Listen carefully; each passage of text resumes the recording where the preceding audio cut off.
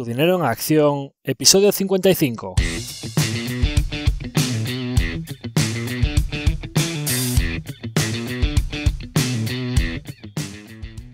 Hola, soy Javier Acción, asesor financiero independiente autorizado y registrado en la Comisión Nacional del Mercado de Valores con el número 149 y asesor del fondo de inversión Acción Global. Te doy la bienvenida a Tu dinero en acción, tu podcast de inversión, donde hablaremos de manera sencilla y cercana de conceptos, métodos y alternativas para rentabilizar tus ahorros. Si te planteas sacarle partido a tus ahorros o quieres descubrir qué opciones te interesan más, te invito a quedarte para aprender sobre finanzas con un lenguaje directo y sin tecnicismos. Si tienes alguna pregunta, duda o sugerencia, puedes contactar con nosotros utilizando las distintas vías que encontrarás en nuestra página web www.accioninversiones.com.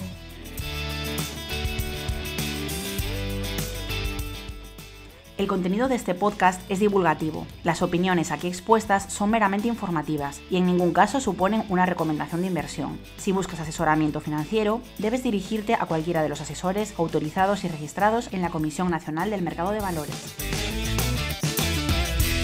En el episodio de hoy volvemos con uno de nuestros capítulos dedicados a situación de mercado y como establecimos cuando empezamos el podcast que uno de los objetivos también era comunicarnos con los partícipes de nuestro Fondo Acción Global, aparte de hablar de la situación general del mercado y lo acontecido durante estos primeros 3 meses de 2023, también vamos a hablar recién publicada la ficha trimestral del fondo, de los movimientos de cartera, de la rentabilidad, de dar un poquito más de detalle del que se puede escribir en la ficha, que aunque hacemos un resumen de lo que ha sucedido, los acontecimientos tanto en general del mercado como de nuestras referencias y también de los movimientos que hayamos hecho en cartera, pues creo que este es un foro en el que puedo explayarme un poquito más a explicar todas esas decisiones y a dar un poquito más de detalle tanto de los movimientos como de lo que ha acontecido y me parece relevante en estos últimos meses, ¿no? Entonces, yendo con ello, el primer trimestre de 2023 ha sido en general un trimestre de recuperación en los mercados, pero una recuperación, como comentaba en la ficha, que ha sido bastante dispersa. No ha sido una recuperación generalizada en todos los tipos de clase de activos y especialmente tampoco podríamos decir que haya sido una recuperación generalizada en todos los sectores. De hecho, ha habido bastante dispersión concretamente, como comentaremos ahora, a nivel sectorial. Entonces, bueno,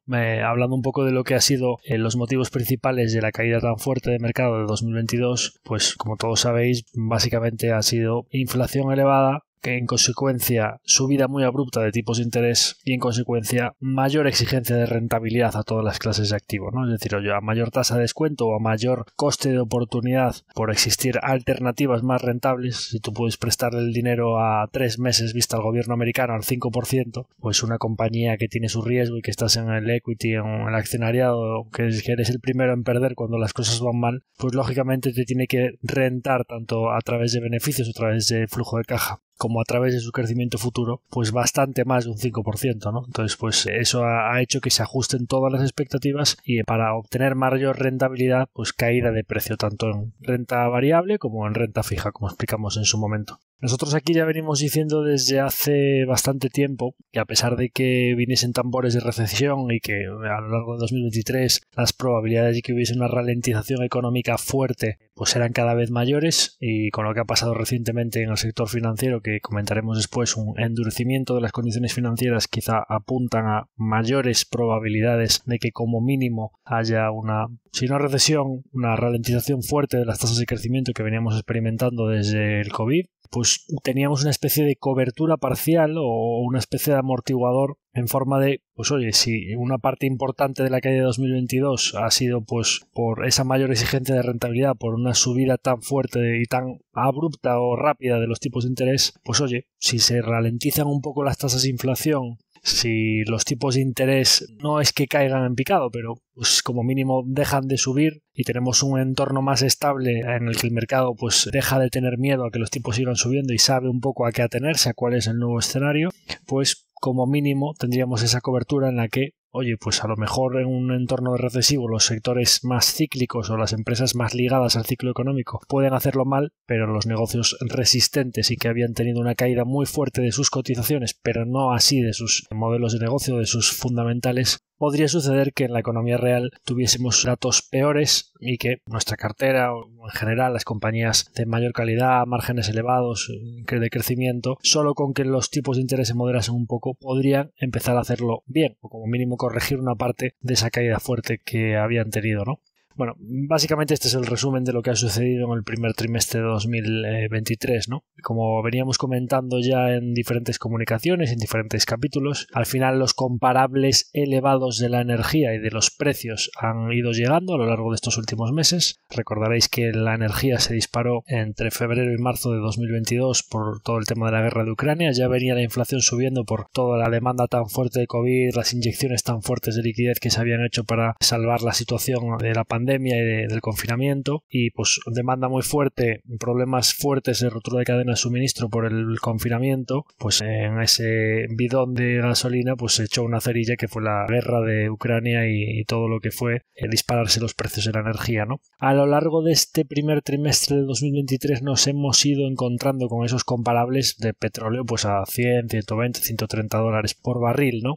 El petróleo hablaremos después del tema reciente de la OPEP, de los países exportadores del petróleo, concretamente el sector árabe de la OPEP, la decisión reciente que han tomado, pero vamos, ahora con esa decisión se ha ido el petróleo a 80 dólares, pero estaba recientemente a 70, hablamos de una caída del 40-50% desde los máximos que llegó a tener. Es verdad que hay factores de la inflación que tienen un decalaje, temas factores de la vivienda y un poco el traslado de todos esos costes energéticos desde el sector primario hasta las estanterías de los supermercados, tienen un decalaje y esos precios empiezan ahora a dejar de subir o moderarse un poquito más tarde de lo que podría caber esperar cuando el barril ya de petróleo y la energía y los costes de la electricidad, que además hemos tenido un invierno bastante suave, pues el gas ya lleva mucho tiempo cayendo, ¿no? Y el petróleo también,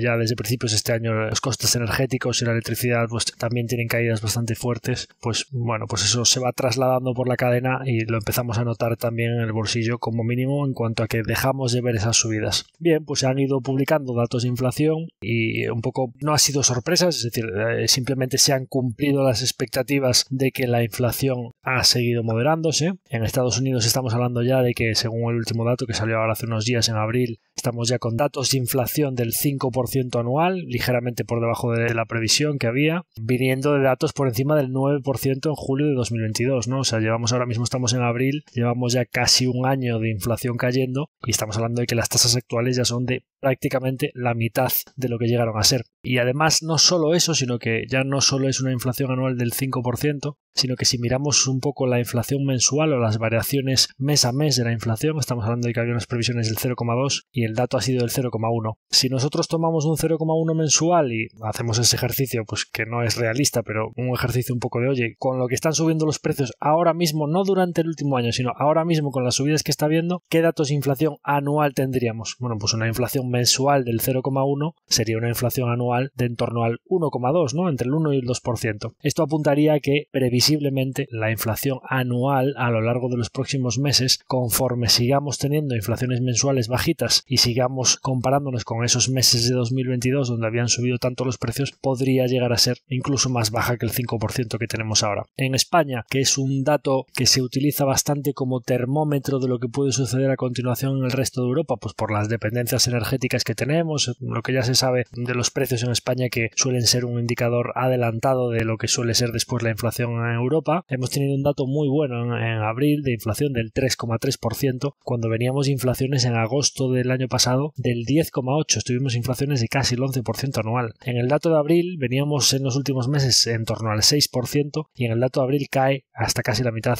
3,3%. Es un tercio de la inflación que llegamos a tener hace un año. Entonces, bueno, pues estos datos, junto a la situación financiera de los bancos en Estados Unidos, los bancos regionales, Silicon Valley Bank, Signature Bank, lo que ha pasado después aquí con Credit Suisse y demás, que han obligado a los bancos centrales a abrir la mano a nivel de liquidez, haciendo un quantitative easing que no es un quantitative easing, es decir, oye, barra libre de liquidez, no os preocupéis que va a haber lo que haga falta, oye, los depositantes tranquilos, que va a estar todo cubierto, ningún problema, y por supuesto los inversores, tanto en bonos como en equity, van a palmar todos y si las cosas van mal en la empresa en la que han decidido invertir, como debe ser, pero eso al final es barra libre de liquidez y tranquilidad, ¿no?, para el sector financiero. Bueno, pues todo esto ha hecho que causas, inflación, subían los tipos, consecuencias, baja la inflación, pues el bono americano a 10 años, por ejemplo, pues que llegó a estar en entornos del 4,5%, ha llegado a hacer mínimos recientemente en torno al 3,2%, que es una reducción del yield o de lo que pagan los bonos a 10 años en Estados Unidos,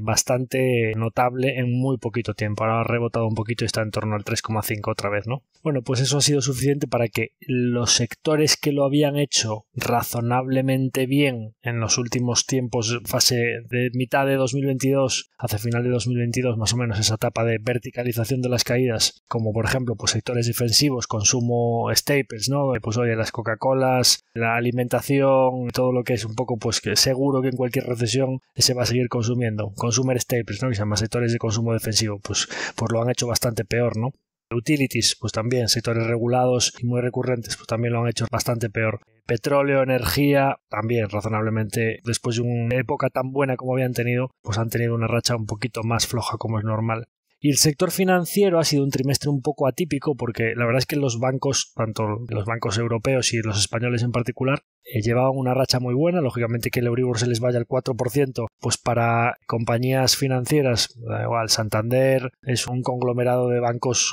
Brasil, Estados Unidos, España, o sea, no es una entidad que se emita solo por el Euribor, ¿no? Pero entidades como Unicaja, Sabadell, Caixa, pues al final son entidades, ha habido una consolidación muy fuerte en el sector. Toda esta consolidación le ha llevado a que se purguen pues muchos pecados de la crisis anterior y que haya una reestructuración de costes muy importante. Las tasas de endeudamiento de la población son razonablemente bajas, la gente está pagando sus créditos, a nivel de riesgos se corrigieron bastantes excesos y las tasas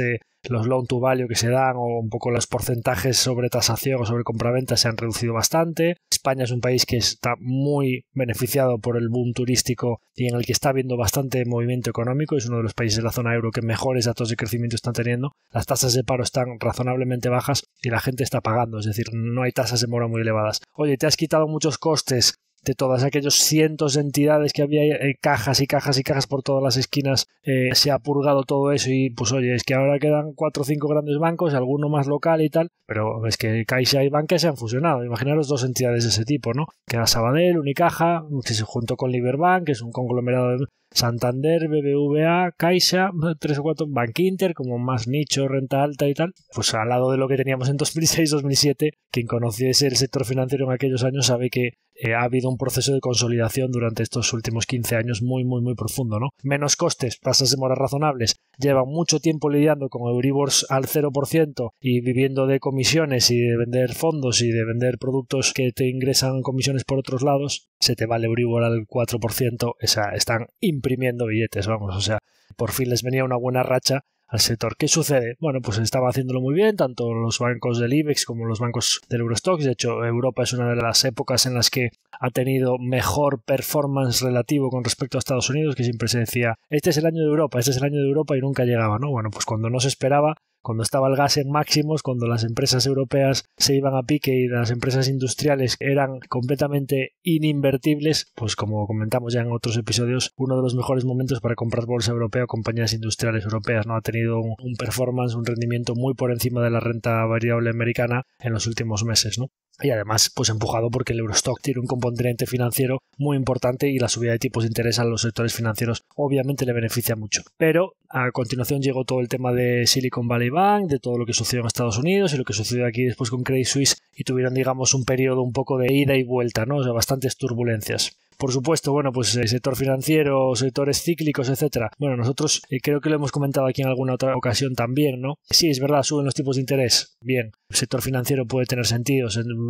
las aseguradoras también se ven beneficiadas. Oye, yo siempre me planteaba una pregunta que es, oye, vienen tambores de recesión y lo que lo está haciendo bien son las compañías cíclicas, financieras, petroleras, en materias primas. Es decir, oye, viene recesión y te refugias precisamente en sectores cíclicos. Bueno, parece que en los últimos tiempos pues el mercado ha empezado a pricear un poquito más que esas posibilidades de recesión para las compañías cíclicas realmente son bastante negativas y ha premiado un poco más a las compañías más resistentes o digamos de mayor calidad, márgenes más elevados, balances poco endeudados y demás, ¿no? Entonces, bueno, pues trimestre de comportamiento muy bueno de consumo discrecional, tecnología, servicios de comunicación, etcétera, que tienen un peso más elevado también en nuestra cartera, y esto ha llevado a que nosotros pues hemos tenido, si veis un poco los rendimientos de diferentes índices, os hablaba un poco de la disparidad tan fuerte de lo que ha sucedido en el trimestre. Creo que hay pocos trimestres en los que podamos ver 16-17 puntos de diferencia entre dos índices de un mismo país,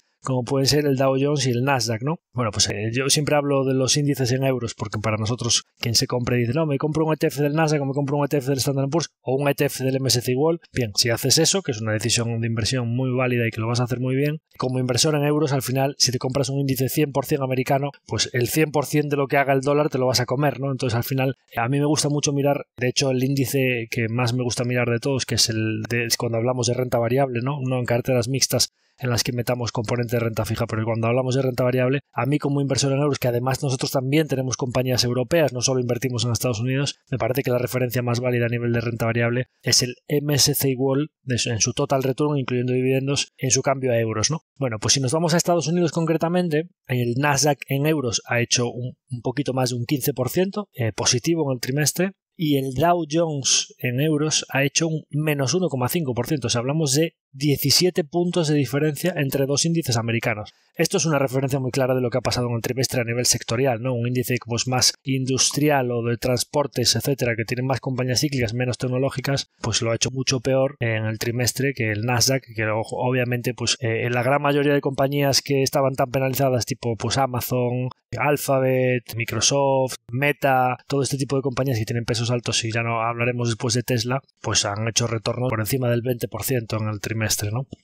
Europa lo ha hecho muy bien, como decía, casi todos los índices han hecho en torno a un 12-13% de rentabilidad, y bueno, pues si hablamos de categorías, nosotros por ejemplo pues estamos en la categoría mixtos flexibles, todo lo que sea meter renta fija, pues obviamente pues habiéndolo hecho bien, porque la bajada de los yields, lógicamente como decía antes, la bajada de la rentabilidad es subida de precios, pues han hecho retornos dependiendo del caso del 2 al 3% más o menos, ¿no? En el trimestre, que para una cartera mixta estamos hablando de un 2-3%, pues estamos hablando de un 10-12% anualizado, ¿no? Que es muy buen rendimiento, pero partiendo de la base de que dependiendo qué renta variable hayas cogido, pues ha hecho retornos en algunos casos de doble dígito. En nuestro caso, es decir, pues, aquí hablamos de situación de mercado, pero os decía, comunicando a partícipes, he venido a hablar de mi libro. En nuestro caso, en estos capítulos de situación de mercado o balance, que probablemente no siempre, no todos los trimestres, pero cuando pasen movimientos así fuertes en el mercado, pues me parece que sí que es un foro bueno para hablar de lo que ha sucedido en el trimestre. Bueno, pues como llevábamos una época muy negativa, yo lo llevo diciendo aquí en el podcast, oye, pues estamos teniendo una muy mala racha, 2022 ha sido el peor año de nuestra historia con diferencia, pues en este caso yo venía diciendo ya desde hace mucho tiempo, oye, tarde o temprano, cuando simplemente, ya no digo que tengamos un trimestre bueno en el que nos vaya todo a favor en las compañías de cartera, simplemente con que el mercado deje respirar a los sectores que tienen más peso en nuestra cartera,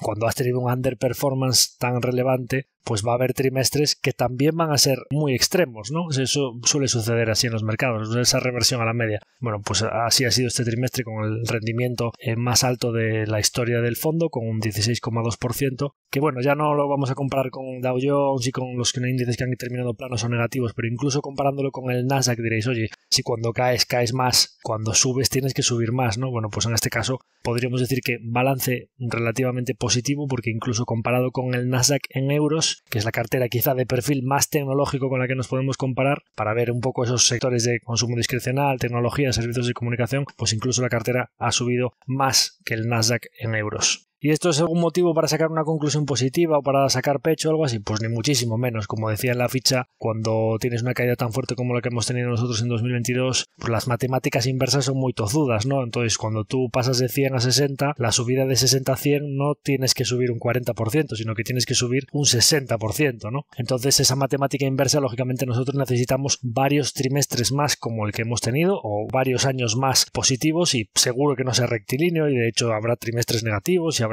otros años negativos por el camino, pero queda mucho por recuperar, y creo además que la cartera que tenemos está muy bien preparada para poder coger esa recuperación. Y decía que el camino no será rectilíneo, y es que en el propio trimestre de 2023, el primer trimestre del año, ya hemos tenido un claro ejemplo de que el camino no es rectilíneo. Os estoy diciendo que, más allá de que haya sido bastante dispar la recuperación en el trimestre y que ha habido sectores o compañías pertenecientes a sectores más cíclicos que lo han hecho muy mal, aunque nuestra cartera concretamente lo haya hecho bien, o índices más de crecimiento, de tecnología, etcétera, lo han hecho mejor, pero lógicamente por la reversión a la media de la caída previa que habían tenido, durante el propio trimestre hemos tenido un claro ejemplo de que no ha sido rectilíneo. Hemos tenido todo el susto de los bancos americanos y del Credit Suisse aquí en Europa y hemos pasado en nuestra cartera, pues por ejemplo, parece que desde principios de año hasta mediados de febrero estaba más 20, en 40 días estábamos más 20%, a los pocos días desde mediados de febrero hasta principios de marzo estábamos más 10, o sea, la cartera corrigió 10 puntos en muy poquito tiempo con todo lo que pasó con los bancos,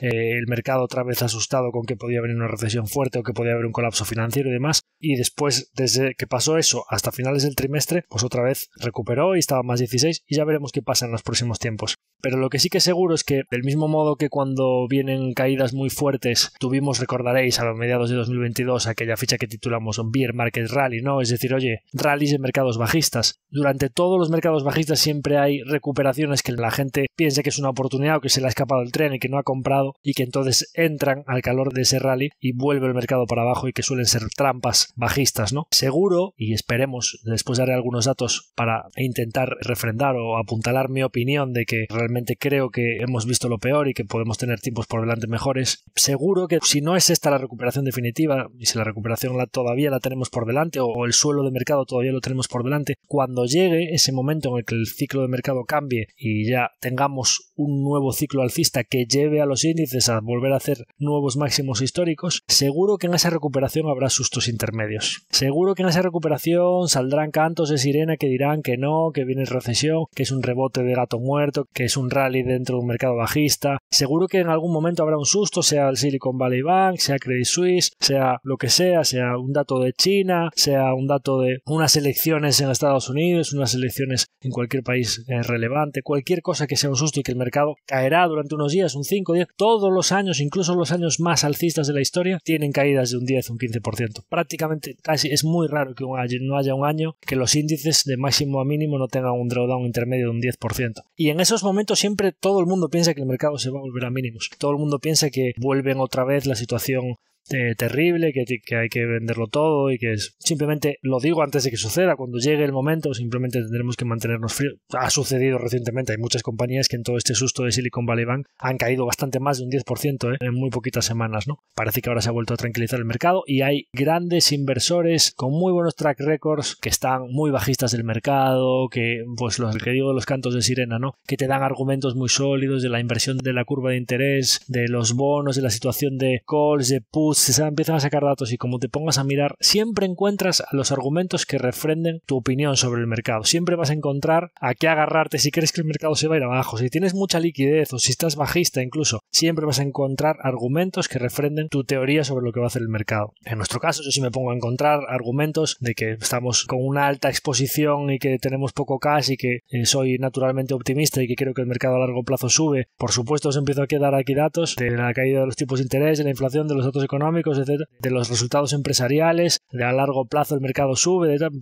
seguro que encuentro argumentaciones para daros de que el mercado terminará subiendo y que creo que los mínimos están detrás y demás. Bueno, yo ya hace tiempo que declaré a la bola de cristal en huelga permanente y simplemente me declaro incompetente para intentar predecir lo que va a hacer el mercado en los próximos meses, y como sí que hay una verdad irrefutable y es que la economía se desarrolla a lo largo de todos los ciclos, el ser humano va resolviendo los problemas, la sociedad mejora y el mundo claramente es un lugar mucho mejor hoy del que era hace ya no 10, 20, 30, 100. Si tú vas viendo la situación del ser humano a lo largo de la historia, las pandemias, las enfermedades, las guerras, claramente hoy vivimos en un lugar mejor y creo, espero y así invierto que dentro de 10, 20, 30 años el mundo será un lugar todavía mejor, ¿no? Entonces, en base a esa verdad irrefutable y a que los índices a largo plazo suben, pues tenemos una cartera para aprovecharnos de ese crecimiento económico a largo plazo. Dicho todo lo cual, bueno, pues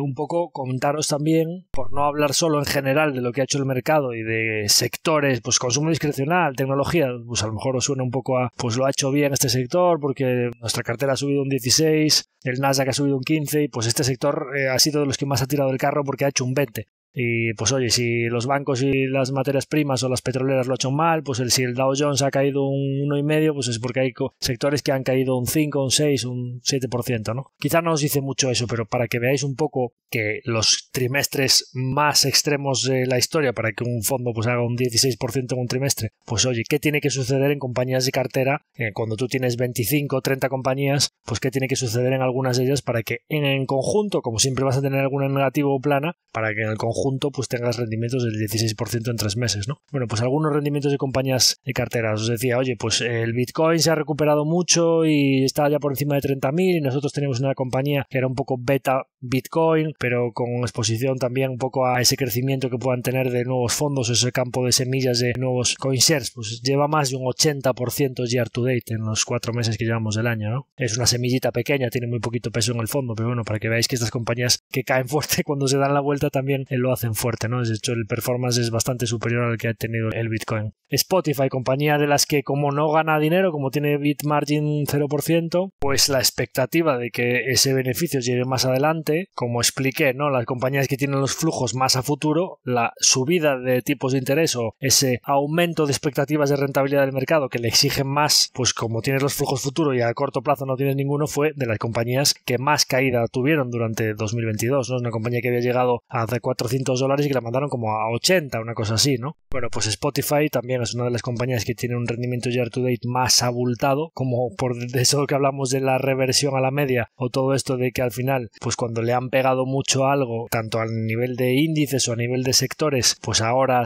cuando se revierte a la media o se da la vuelta, pues los movimientos también son extremos en el sentido contrario. Pues Spotify, que era una de las que más castigadas estaban, ha subido más de un 70% year to date. Más casos, Align Technology también, cierre de China, caída de márgenes, todo el tema del apalancamiento operativo, la fábrica de Polonia que os decía que estaba todavía en fase de ramp up. Bueno, pues parece que ahora el mercado con la reapertura de China, luego hablaremos del impacto para las compañías de lujo, parece que vuelve a mirar con buenos ojos Align Technology, una de las compañías con mejor rendimiento del Standard & Poor's del año, casualmente también una de las que peor rendimiento del Standard & Poor's había tenido en 2022. Bueno, pues Align lleva un 65% year to date. Solo el día que presentó resultados diciendo que ya estaban viendo mejor las cosas, subió como un 27% en un día, ¿no? Tesla, compañía que hemos hablado aquí largo y tendido. Para que le interese la compañía, tenemos un capítulo específico que se llama en transición energética, la inevitable Tesla. Pues hemos hablado bastante de por qué hemos invertido en esta compañía. Lleva más de un 50% year to date. Es una compañía que desde 400 la mandaron a 100, es decir, una caída del 75% en no mucho tiempo y con los datos fundamentales de la compañía, de ventas, de coches y demás, sin variar demasiado. O sea, tuvo un poco de ralentización con el tema de China y tuvo que bajar un pelín los precios y tal. 75% le metieron, partiendo de un punto en el que estaba bastante exigente la valoración, también se ha dicho, 75%. Lleva más de un 50% de recuperación desde year to date, pero si pensamos realmente desde los mínimos, y aquí pues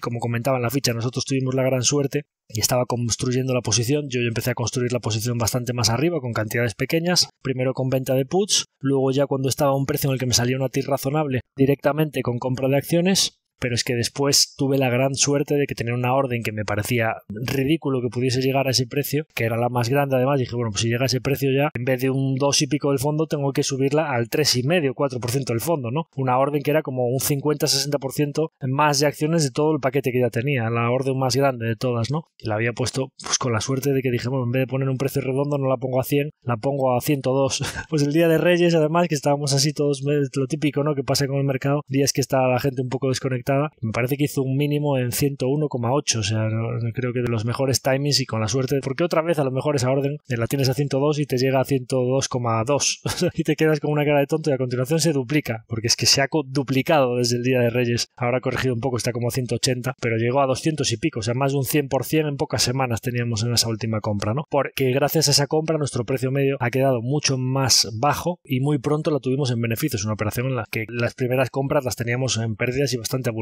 con la caída que llevaba Tesla, ¿no? Pues muy rápidamente ha entrado en beneficios, ahora tenemos un precio medio de 170 que ya está por encima, ahora ha corregido un poco, pero bueno, ahí está, ¿no? Es decir, 50% year to date, pero es que desde la compra que hicimos el día de Reyes, pues lleva ahora mismo un 80% de revalorización, pues eso, en 3-4 meses, ¿no? Y bueno, yendo más rápido con las rentabilidades de algunas otras compañías de cartera, pues Airbnb lleva un 40%, Instalco lleva una recuperación muy fuerte también del 33%, Inditex, nuestra querida orgullo regional autonómico, gráfico patrio pues recordaréis, la mandaron a 18 en COVID pensando que yo decía, oye, pero si esta compañía va a hacer ventas más altas y beneficios más altos que los de 2019, bueno, pues el mercado ha visto que la transición no ha tenido ningún impacto, el hecho de que se haya marchado Pablo Isla, la compañía sigue presentando muy buenos números, expansión en Estados Unidos, ni con la caída de Rusia y China han conseguido tumbar sus cuentas. Imaginaros si no llega a ser por eso, ¿no? Lo que tiene que estar creciendo en Europa, España, Estados Unidos, sus mercados principales, bueno, pues ya está por encima de 30, con una recuperación superior al 50% desde mínimos. Concretamente, en el año 2023 lleva un 27%, ¿no? Constellation Software más de un 23%, pues todas las que os decía, las Amazon, Microsoft y Alphabet, pues entre el 18 y el 22%. Y si nos vamos un poco, bueno, luego en la clase media, pues las Adobe o Games Workshop, mejor que la media del mercado, que os decía que una métrica que me gusta a mí como media de mercado es el MSCI World en euros, pues el Standard & Poor's en euros, este tipo de índices así que tienen de todo, ¿no? No solo la parte tecnológica, sino también un poco la parte más industrial o la parte más financiera, pues son índices que han hecho en torno al 5, 6, 7% en el primer trimestre. Bueno, pues las Adobe, Games Workshop, todo este tipo de compañías que son de buena calidad, pero no son, digamos, puro consumo discrecional o software as a service o compañías que tengan una beta más alta que el Nasdaq, pues han hecho en torno al 12-13%. Netflix también, pues un 13%, ¿no? Jazz Scientific un 15%. Compañías que están claramente rezagadas y de las que esperamos grandes cosas en el futuro, pues oye, NBI es un claro ejemplo de compañía que, habiendo rebotado tanto la industria europea y con la caída tan fuerte que ha tenido el gas, el acero, los fletes desde China, pues es que NBI está completamente rezagada porque es una compañía muy líquida en la que tiene que suceder algo para que algún fondo se decida a ponerse a comprar, o alguna familia, un fondo de pensiones del País Vasco que se quiera poner a decir, oye, no, es que barro todo lo que hay desde 4,80, 4,90 que está estos días, me da igual, me compro todo lo que haya 5, todo lo que haya 6 y te la mandan 2 o 3 meses, ¿no? Veremos, a ver qué presentan la semana que viene del primer trimestre, a ver qué presentan del próximo plan de 4 o 5 años, veremos el próximo plan, pero pues una compañía con lo que ha hecho industria y cómo están las compañías, el DAX Industrials y demás, compañías industriales europeas, que NBI esté más 6% year to date, pues es una clara ineficiencia de lo que está pasando con el negocio, ¿no? Otra compañía que a mí me tiene sorprendido que no lo esté haciendo mejor, porque parece claro que con la recuperación de Rolex y los orgánicos y las subidas de precios y un poco el capital que han desplegado a lo largo de 2022, es Deep Tech, debería presentar un 2023 muy bueno, pues está 4% year to date, me parece una clara oportunidad, ¿no? Y luego, bueno, pues sectores más todavía vinculados o sea, que pueden tener impacto de ciclo económico, tipos de interés, sector del automóvil y demás, pues Open Lending está muy muy rezagada porque el mercado está muy negativo con todo el sector lending, con que los tipos todavía de préstamos de coches están muy altos, que los precios de los coches usados todavía no han caído, pues Open Lending está en su travesía del desierto particular, está muy muy muy barata, pero habrá que esperar pues probablemente 1 o 2 años hasta que el sector vuelva a recuperarse y Open Lending vuelva a mostrar que puede crecer y que sus márgenes y su negocio no tiene por qué cotizar a un precio tan penalizado como está ahora mismo, ¿no? Sino ver, bueno, pues que su modelo de negocio efectivamente es válido y que sigan adelante ofreciendo un valor añadido importante a las 3 patas de su negocio, que son pues los prestamistas, la gente que quiere comprarse un coche y las aseguradoras de crédito, y que ofrecen valor a esas 3 partes, y conforme se recupere el sector y ellos vuelvan a incrementar un poco sus ventas y sus beneficios y el múltiplo revierta un poco a la media, pues tiene 2 vías de upside importante para su cotización tan deprimida actualmente, ¿no? Y luego, bueno, pues en general todo lo que sea sector de videojuegos, pues también lo está haciendo muy mal por los orgánicos tan malos comparados con toda la época en la que vendían mucho backlog, como hemos comentado aquí, y si además le sumas pues varios lanzamientos consecutivos deficientes en calidad, pues Embracer lo está haciendo muy mal. De hecho, es una compañía que, estando las compañías de crecimiento en modo recuperación, pues está plana, ligeramente negativa year to date, ¿no? Veremos porque pues ahora estos días presentan Dead Island 2, que es un juego AAA que es bastante esperado y que pues las críticas parece que están saliendo bastante buenas y los comentarios de los usuarios son muy buenos, y podría llevarla a que se recupere un poco la confianza en la compañía y a que tenga un poco de re-rate también, pues es una de las compañías de todo el sector, tanto Europa como Estados Unidos, que cotiza un múltiplo más bajo, ¿no? P10 Holdings también hablamos recientemente de ella y un poco todo lo que pasó con las startups y demás, también es una compañía pues que está plana o ligeramente negativa. Y luego pues todo lo que sea cíclico o e-commerce y demás, pues oye, Fasad Group Gruppen Ciclo Suecia pues está menos 10 en el año y Etsy pues está menos 14. La única compañía que tiene rendimientos realmente negativos en el año, que es, os decía, ¿qué pasa con energía, gas, todo esto que le beneficia a NBI? Pues ¿a quién le perjudica? A nuestra multibagger de los tiempos en los que la energía subía, Kistos, que se había ido gas pues a 300 y Kistos había subido de 100 peniques a 600, nosotros fuimos soltando ya 400, a 500, a 600 fuimos vendiendo. Lógicamente, claro que había que vender. Cuando lo pasa eso con el gas tienes que ir bajando marchas también en tu posición, pues Kistos está en menos 30% year to date porque es que el gas se ha ido de 300 a 40, ¿no? Veremos. Recientemente Austin también ha dicho que si no aparece ningún deal próximamente en el 2023, que todo el movimiento regulatorio y los taxes en Holanda y Reino Unido, pues que con todo el panorama tan turbulento que hay, pues posiblemente no sea la mejor época para hacer deals. Pues oye, si sigue acumulando cash, presentará los resultados estos días, debe tener el 50% de la capitalización en caja neta y es un negocio con que caigan los precios sigue generando, porque no olvidemos que tiene los precios de mercado siguen un triple por encima, o sea, 3 veces lo que el gas está de cuando él compró el activo de Holanda, que cuando lo compró lógicamente sería porque era un buen activo y rentable. Pues oye, están al triple de cuando él compró y por el medio ha hecho una fortuna, como que le tocó la lotería, ¿no? Habiéndonos metido la mano en el bolsillo recientemente los reguladores, pero en cualquier caso habiendo ganado un buen dinero por el camino. Bueno, pues presentará y si, oye, pues si no se le aparecen deals, pues hará algún dividendo especial, recompras, ya veremos lo que hace, ¿no? Así que eso un poco en cuanto al repaso de los rendimientos de cartera. Muy poquitas compañías, creo que tenemos 3 o 4 compañías negativas en el año, y la mediana, o sea, si miras un poco de la mitad para arriba, pues prácticamente todas por encima del 20% anual, y esas cuantas Spotify, Align, Tesla, Airbnb, hablando de 40, 50, 60 o hasta 80%, ¿no? Bien, movimientos de cartera. Comentaban en la ficha trimestral también que hemos eliminado el hedge que teníamos euro-dólar. Quiero hacer aquí un poquito de detalle de este movimiento, un poco de cerrar el hedge euro-dólar y un poco de por qué lo teníamos. Cuando las divisas tienen movimientos muy extremos, por ejemplo, pues oye, cuando el dólar americano se va del tirón desde 1,25 hasta 0,96 como se fue, pues tú tienes un rendimiento positivo en tu cartera en dólares porque el dólar se fortalece, por decirlo así, y digamos que cuando eso sucede con el mercado cayendo, como que es un colchón que amortigua un poco tus caídas y tienes un extremo de cotización, una divisa con el dólar, bueno, pues oye, cuando el mercado se da la vuelta y aparte, o sea, con el mercado cayendo, el dólar comportándose como refugio, tiene sentido guardarte un poquito de la rentabilidad que te ha dado esa divisa para que si se da la vuelta al mercado y se pone a subir la renta variable, tiene sentido que entonces el dólar deje de actuar como refugio, lo que es lo mismo. Oye, si la inflación está tan alta, en Estados Unidos tienen que subir tanto los tipos, del 0 al 5%, el dólar se fortalece mucho en todo ese proceso, oye, tiene sentido que tú te cubras un poco porque lógicamente el dólar en algún momento tendrá que corregir. No hace falta que bajen los tipos de interés en Estados Unidos, solo con que los dejen de subir el dólar debería debilitarse. Bueno, pues tal cual. De 0,96 se va como un misil hasta 1,09, 1,10 que está estos días. Nosotros ya cerramos esa cobertura a 1,088 más o menos, en torno un poquito por debajo de 1,09. ¿Y por qué tiene sentido cerrarla en estos sentidos? Oye, yo soy ahora mismo ya cierro esa cobertura porque creo que el dólar va a volver a subir.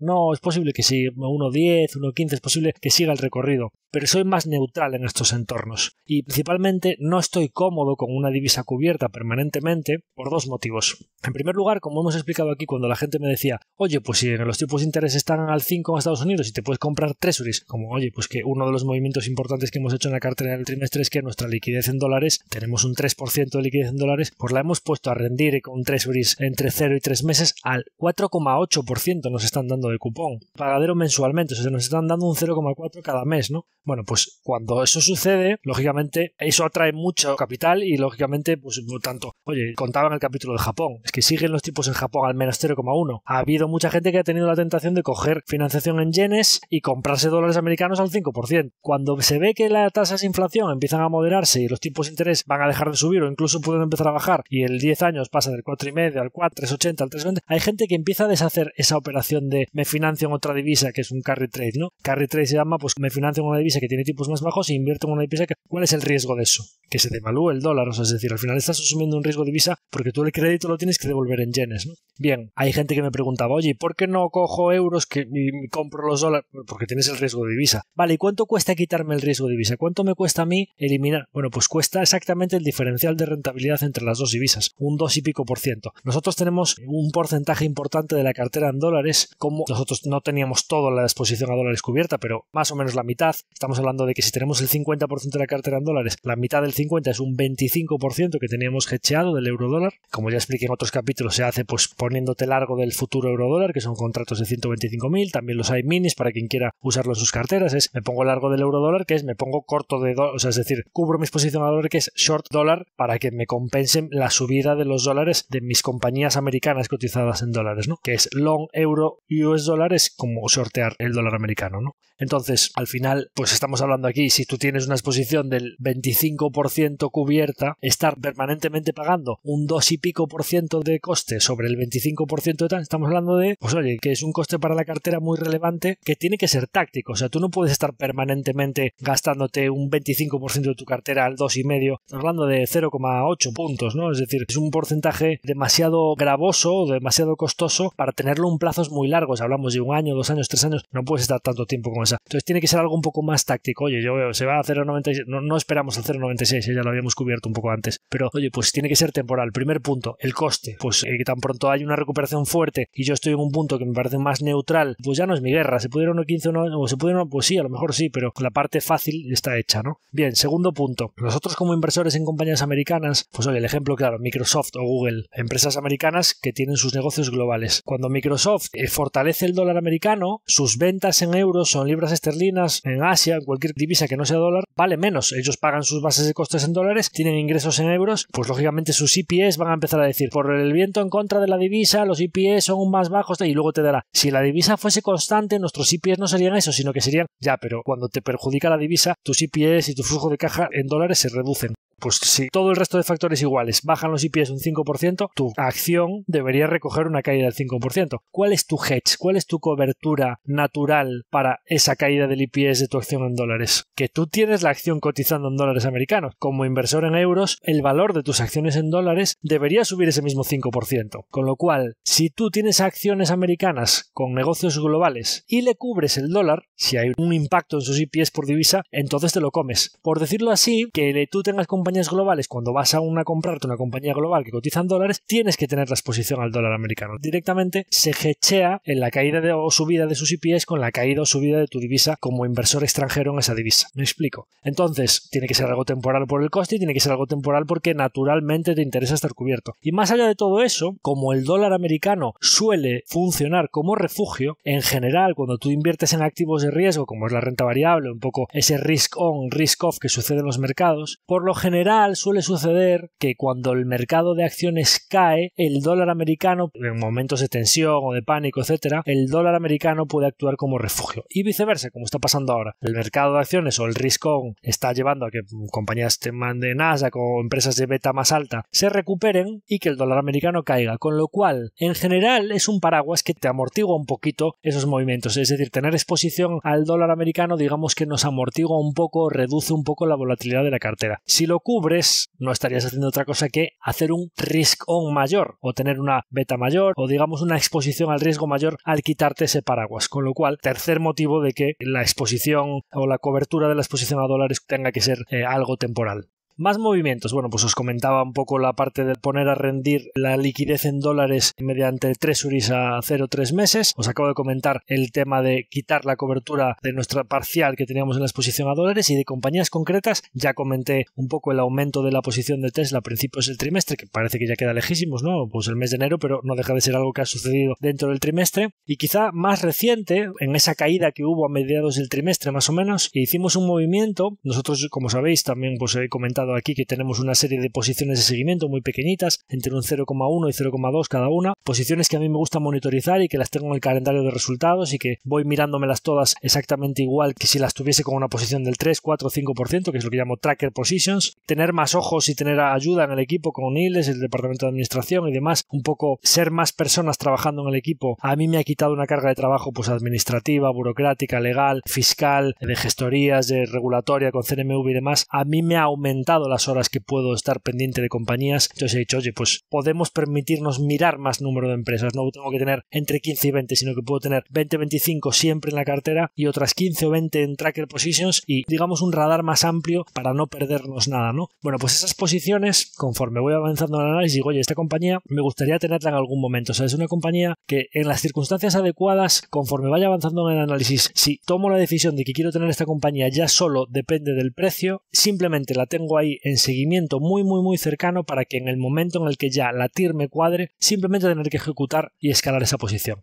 Bueno, pues eso ha sucedido con Lifco en el trimestre. Es una compañía que nosotros admirábamos desde hace mucho tiempo, pues porque es un poco, cuando hablamos de todo en el capítulo de Serial Acquirers, bueno, pues Lifco es como un poco el paradigma de compañía sólida y con orgánicos buenos y con un sistema de adquisición y un management y una asignación de capital, digamos, de 10, ¿no? En Suecia. Es un poco la Danaher de los países nórdicos y a mí me gusta especialmente porque es una compañía que tiene 3 verticales diferentes con ciclos muy descompasados entre ellos. Entonces es una compañía que siempre puede tocar alguna tecla para mejorar los precios, o sea, tiene sectores dental, demolición y sistemas, especialmente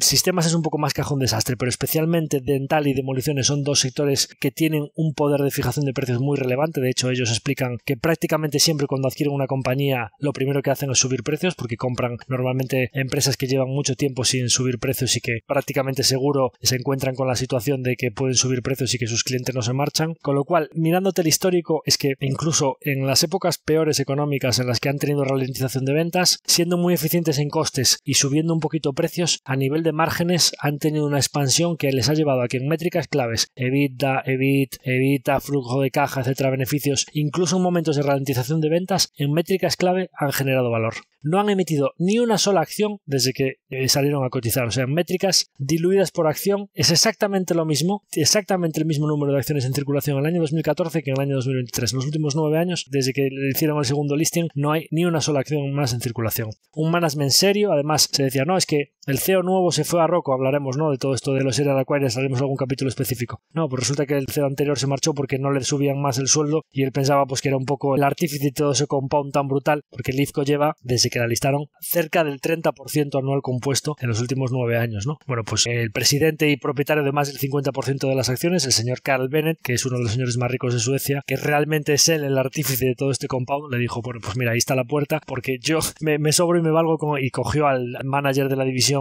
dental y lo puso de CEO a funcionar, ¿no? Y desde entonces siguen componiendo igual. Si tú miras un poco el histórico de Lifco, es que pues se despliegan capital al 12% anual compuesto y con unos orgánicos del 8% anual, pues oye, bola de nieve maravillosa de más del 20%, ¿no? Entonces, diferentes verticales muy potentes que pueden subir precios con ciclos descompasados, empresas de nicho con poder de fijación de precios, claro crecimiento orgánico y la asignación de capital, pues inteligente y oportunista. Pues si veis en el último año y medio, aprovechando la tensión de mercado, el número de empresas que han adquirido, pues la probabilidad de que una empresa como esta, si miras Danaher Dental, que es un bicho de casi 200 billion, pues es que Lifco capitaliza 10 billion, o sea, es una compañía que tiene un océano por delante para crecer, no solo en los países nórdicos, sino en toda Europa, ¿no? Lamentablemente el señor, como nos pasa con David Cicurel, pues lamentablemente el señor Carl Bennet pues cumple en este agosto 72 años, ¿no? Esperemos que le queden algunos años por delante y además esperemos que haya conseguido transmitir su filosofía y su cultura a todo el resto de la empresa para que sigan ejecutando así de bien cuando él ya no esté. Lamentablemente el cash no es infinito, entonces bueno, pues como habíamos comprado Tesla y queríamos escalar la posición de Lifco a un precio que nos parecía muy razonable, pues tuvimos que limar alguna posición. Bueno, pues ¿cuáles limamos? Las que a mí me parece que independientemente del precio tenían una calidad inferior a la media, ¿no? Que eran Instalco y Fasadgruppen. La exposición al ciclo de Suecia quería reducirlo, un poco pues posible situación macro, inflación, subida de tipos, pues oye, las instalaciones eléctricas, construcción y fachadas, pues probablemente puedan tener unos comparables orgánicos a lo largo del año bastante más difíciles y además en ambos casos están a través de un proceso de cambio de CEO. Parece que en el caso de Instalco ya más consolidado y aunque está tomando algunas decisiones difíciles, decisiones distintas a las que tomaba el CEO anterior, que todavía tengo pendiente de contrastar si son buenas o no, pues mejor pasar todo ese travesía del desierto y ya veremos con una exposición menor. Y en el caso de Fasadgruppen, pues claramente con un CEO mucho más joven, que es verdad que tiene muchas acciones, que era el deputy o el encargado, el manager de la parte de M&A,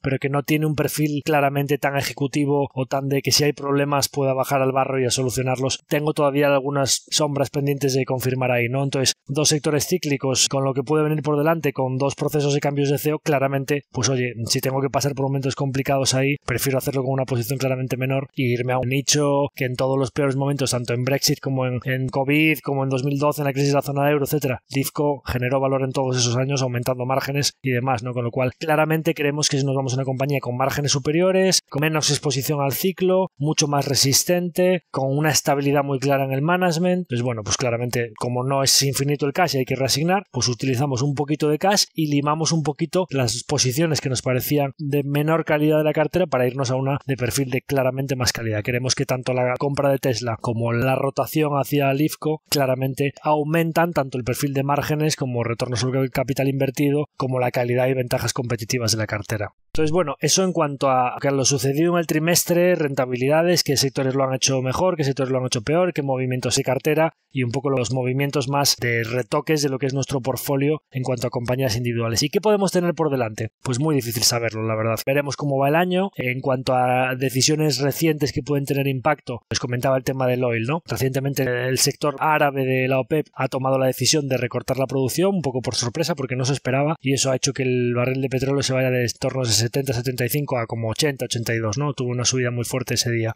Todo esto la verdad sí que fue bastante inesperado, de hecho, o sea, la reacción tan alcista del barril es porque no se esperaba que recortasen la producción y realmente no se esperaba que recortasen la producción porque estamos en un proceso de reapertura de China. Yo me acuerdo a finales del año pasado, cuando había inversores muy alcistas en el sector petróleo, ¿no? Pues y luego pues ya eso con China en lockdown, pero cuando China se reabra va a aumentar otra vez el consumo de gas y petróleo y eso va a mandar otra vez y luego viene el invierno y entonces va a volver a mandar el petróleo a máximos y demás. Bueno, pues con China reactivándose, que ahora hablaremos un poco del impacto de las compañías de lujo y de qué compañías están haciendo máximo, con China volviendo a la actividad, la OPEP recorta producción del petróleo. Recorta producción porque por dos motivos fundamentales. O no estás viendo la demanda tan fuerte como pensabas, o estás viendo más oferta de la que consideras necesaria. Y bueno, pues como sabemos, que la OPEP recorte producción es una decisión que para ellos es difícil en cuanto a que recortas producción, los precios suben, pero como recortas producción también vendes menos barriles y el hecho de que el precio sea más alto del barril es una dicotomía bastante relevante porque tensa la cuerda en cuanto a que cuanto más alto esté el barril, menos competitivo es el petróleo frente a otras fuentes de energía y entonces puede cavar su propia tumba llegado a cierto punto, con lo cual si ellos toman esa decisión, es decir, si toman la decisión de recortar producción para que suban los precios, claramente es porque están viendo una serie de drivers en la oferta y en la demanda en los que ellos creen que recortar la producción es la mejor decisión posible que pueden tomar, con lo cual ya veremos, ¿no? Es decir, hay una serie de hedges o de coberturas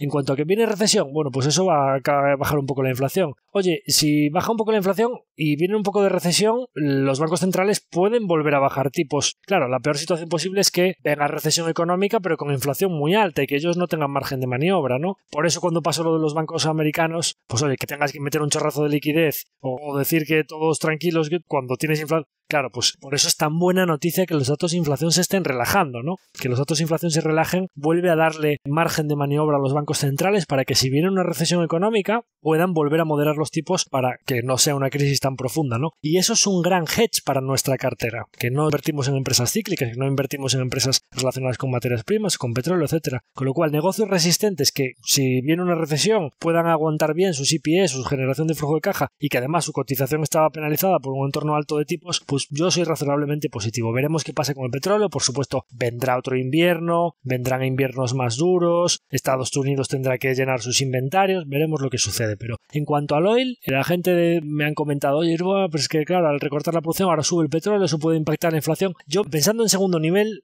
creo que si la OPEP recorta producción, algo estarán viendo que no es tan alcista para el petróleo. Esa es la primera cosa. Y luego, más síntomas que veo. Yo os comentaba recientemente que, oye, cuando un mercado está muy dañado, cuando un mercado está teniendo un bear market rally como el que hablábamos, es muy raro encontrar compañías haciendo máximos históricos, ¿no? Y yo ya comenté en algún capítulo, estoy viendo al mercado con muchas ganas de separar el grano de la paja. El sector lujo es un sector pues, de estos que yo tengo en seguimiento, que me gustan. Iván Martín decía recientemente, Iván es el gestor de Magallanes, y decía, oye, pues banca, automóviles, energía, pues es los sectores más baratos que hay en Europa ahora mismo. ¿Y cuál es el sector más caro que hay en Europa ahora mismo? El lujo. Bien, no voy a entrar a debatir si desde estos niveles el sector lujo europeo hará buenos retornos los próximos años o si serán mejores o peores que banca, seguros y energía y automóviles. Pero claramente el mercado ve algo en estos negocios que le invita a pensar que debe pagarlos a 3, 4, 5 veces el múltiplo que el sector de automóviles europeo, ¿no? Veremos quién acierta y quién no acierta. Pero ¿qué es lo que está viendo en estas compañías? ¿Qué está viendo en el sector lujo? Bueno, se está viendo que Hermès o Louis Vuitton o Moet Hennessy, pues estos conglomerados de marcas pues como Tiffany, como Dior, como Louis Vuitton, como Moet Chandon, pues y Hermès, pues ya no hablemos de toda la parte de cuero, de sus productos y sus bolsos y de sus clientes fanáticos o fieles que tienen que estar comprando muchos productos hasta que les permiten o les dan la opción de comprar uno de estos bolsos y demás. Pues estas compañías tienen lo que para un entorno inflacionista es la mejor bendición que puede haber, que es un pricing power brutal. Hermès y Louis Vuitton están presentando tasas de crecimiento orgánico del 17-22% dependiendo de los casos, sobre trimestres de principios de 2022 que no fueron malos precisamente, trimestres de crecimientos cercanos al 30% dependiendo de los casos. O sea, trimestres que ya eran de reapertura, que estaba creciendo estas compañías al 30% y parecía de, oye, pues es que esto tiene que revertir a la media porque lógicamente es compañías que en plazos largos han crecido entre el 8 y el 12% anual compuesto, oye, cuando estás creciendo al 30% y a continuación al 25% y a continuación y sobre esa base sigues creciendo al 20%, el mercado dice, uy, aquí está pasando algo. Obviamente la reapertura de China, y eso lo he visto aquí tanto en Singapur como en Tokio, es que he visto pues gente sacándose fotos, lo de los bolsos, el lujo, las tiendas de Singapur de Louis Vuitton, lo que hay, o sea, es que es de verdad, recomiendo darse que viaje por esa zona, que se dé una vuelta por Marina Bay Sands. Y la tienda de Louis Vuitton de Marina Bay Sands es que tienes la de Louis Vuitton y la de enfrente la de Apple. Cuando estás allí dices, quien hubiese venido aquí hace 10 años y hubiese visto estas dos tiendas de cristal, esos dos, una en forma de esfera flotando encima del agua y la otra de forma más así como poliédrica, todas de cristal y metal transparentes en medio del lago, allí con aquel espectáculo de luces, solo quien hubiese venido aquí a Singapur, a esta ciudad tan moderna, y hubiese dicho, me voy a montar una cartera, la mitad con Apple y la mitad con Louis Vuitton. Mirad los retornos que habría hecho esa cartera con solo esas dos compañías viendo esas dos tiendas que tienen allí. Y claro, es que se pelean por sus productos los clientes y se pelean con sus productos y no, es que ahora ya no se pelean tanto y claro, con unos crecimientos del 30%, pues este año a nivel de volumen igual crezca un 5 o un 10%. Vale, un 5%. Pues suben los precios un 15%. Y claro, entre la subida de precios un 15% y que la demanda es completamente inelástica en el sector lujo, es decir, al final, quien se compra un Ferrari, ¿qué más le da que valga 400.000 que 450.000? Así tiene Ferrari todos sus coches vendidos hasta bien entrado 2024. O sea, está fabricando coches que no se los va a entregar en 1 año y medio, 2 años a la gente y da igual, están esperando. Y lo mismo con los bolsos Birkin de Hermès o los diamantes de Tiffany o las maletas de Louis Vuitton, ¿no? Claro, pues esos sectores, compañías, pues tanto Louis Vuitton como, y la que falta pues es Moncler, una de las chaquetas montaña italianas que parece claro que en algún momento el señor Arnault se comprará, que es lo que le falta, se comprará Moncler y es de las que en breve también estará haciendo máximos históricos. Con lo cual, bueno, pues cuando tienes sectores como este que lo están haciendo muy bien y que el mercado los premia con máximos históricos, pero si te vas a aviación o turismo y tienes a compañías como Transgene y Heiko haciendo también máximos históricos, mirando nuestra cartera, software vertical, pues oye, Constellation Software está cada semana haciendo nuevos máximos históricos. Si nos vamos a Just Scientific, ayer mientras grababa, pues, hoy por la mañana, antes de empezar, estaba haciendo nuevos máximos históricos. Nos vamos a farmacia, oye, pues que Novo Nordisk, la empresa danesa que tiene un compuesto que teóricamente era para la diabetes, pero resulta que es buenísimo para adelgazar y los está vendiendo tanto a través de endocrinos como gente que lo está comprando sin la receta porque no es porque tenga ningún tipo de diabetes sino que lo quiere para adelgazar y está vendiendo muchísimos medicamentos de ese tipo que son muy caros además, vale 800, 900 euros cada dosis, máximos históricos, o sea, ves el gráfico subiendo cada vez una semana. Ferrari, lo que hablábamos, o sea, es decir, en el sector de aviación, Heiko y Transgene, no estamos hablando de casos aislados y compañías, y de verdad, ponernos en los comentarios. Mi radar de compañías que hacen máximos no es tan profundo, o sea, yo pues, si sigo 100 y pico compañías, pues acabo de mencionar 10 o 12 compañías que están haciendo máximos históricos. Seguro que es vosotros que conocéis muchas compañías, sabéis de otras que no he mencionado yo aquí que están haciendo máximos. Me cuesta ver que el mercado premie tanto negocios que lo están haciendo bien con máximos históricos estas últimas semanas y que el mercado realmente esté en modo pánico, modo nos volvemos a mínimos o viene una recesión brutal en la que todas, lujo, Ferrari, aviones, software vertical, todos van a tener crecimientos orgánicos negativos y entonces esto merece múltiplos menores y entonces todo está cayendo o me da igual lo que presenten en las cuentas porque no me lo creo porque creo que a continuación viene un periodo peor. Estas compañías, su cotización o un poco lo que está haciendo el mercado con ellas parece indicar que el mercado en algunos sectores, en algunos negocios, como mínimo no en todos está siendo pesimista y hay algunos en los que cree que por delante pueden venir cosas buenas. Bien, eso es un entorno que a mí me parece claro construcción o de claro que desde aquí pueden salir cosas razonablemente buenas Insisto, separando el grano de la paja, buscando aquellas empresas pues que lo puedan hacer bien, que estén bien gestionadas, que tomen buenas decisiones, que hayan caído mucho de manera inmerecida. Veremos ahora en esta temporada de resultados. Hoy, ahora al cierre, dentro de un rato presenta Netflix, mañana presenta Tesla, la semana que viene vienen ya todas las Big Tech. Pues oye, tenemos compañías que van a presentar próximamente, veremos cómo ha sido este primer trimestre. Por supuesto habrá compañías con exposición a ciclo que lo harán mal y que el mercado las castigará, y habrá otras compañías en las que el mercado vea que se había pasado de la raya, que las cosas no están tan mal, que la inflación se está moderando, que los tipos de interés ya han hecho máximos y que podemos con inflaciones más moderadas volver a tipos del 2-3% y que tenemos ese margen de maniobra para volver a incentivar la economía en caso de que se ralentice o entre en recesión a través de la oferta monetaria y del precio del dinero. Con este mensaje final y con esta conclusión positiva, optimista como es mi naturaleza, finalizo el episodio no sin antes ponerme de pie y aplaudiros a todas mis oyentes fieles y a todos los que nos apoyáis, porque por fin hemos conseguido nuestro objetivo de 500 valoraciones de 5 estrellas en Spotify. Bien, estoy muy contento por ello, porque realmente es muy difícil conseguir una valoración de 5,0. No hablamos de 4,8 ni 4,9. Hay muchos podcasts que tienen valoraciones de 4,5, de 4,6, de 4,8, de 4,9, y hay algunos muy poquitos que tienen una valoración de 5 estrellas, pero que no tienen 500, tienen 50, 100 o 200 valoraciones.